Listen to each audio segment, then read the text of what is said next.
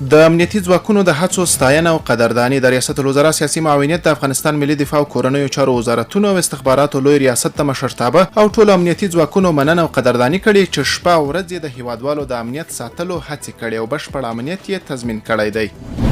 افغانستان کې پانګونې ته د ترکي سوداګرو لیوالتیا. افغانستان کې د ترکیې سفیر له مولوي عبدالسلام حنفي سره په لیدنه کې ویلي چې د هیواد سوداګر او پانګوال افغانستان کې د صنعت سوداګرۍ او په ځانګړي ډول د قانونو رایستلو په برخو کې پانګونې ته جدي لیوالتیا لري. هغه محتسبین چې له خلکو سره د پالیسۍ خلاف چلند کوي محاکمه کیږي. د امر بالمعروف او نهي عن المنکر وزارت ویاند عاکف مهاجر وایي محتسبین اجازه نه لري چې له خلکو سره د پالیسۍ خلاف چلند وکړي. نوموړی زیاتوي هغه محتسبین چې د وزارت د پالیسۍ خلاف یې له هیوادوالو سره بد چلند کړی احضار او محاکمې ته ورپېژندل شوي دي. تیره ورځ د حیرتان بندر له لارې 290 واګونه سوداګریز توکي وارد شوي. اوسپنې پټلۍ اداره وایي تیره ورځ د حیرتان مزار شریف اوسپنې پټلۍ له لارې 290 واګونه سوداګریز توکي چې وزن یې 11,814 ټنه دی هیواد ته وارد شوي دي.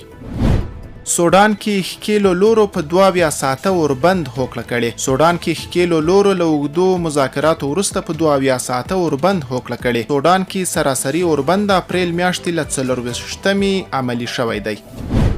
مسکو د ترکیې، سوریې او ایران د ناستې کوربه دی. مسکو نن ورځ د ترکیې، سوریې او ایران د ناستې کوربه دی. په دې ناسته کې سوری، روسي او ایراني سیالان د انقرې او دمشق د اړیکو په ښه والي خبرې کوي.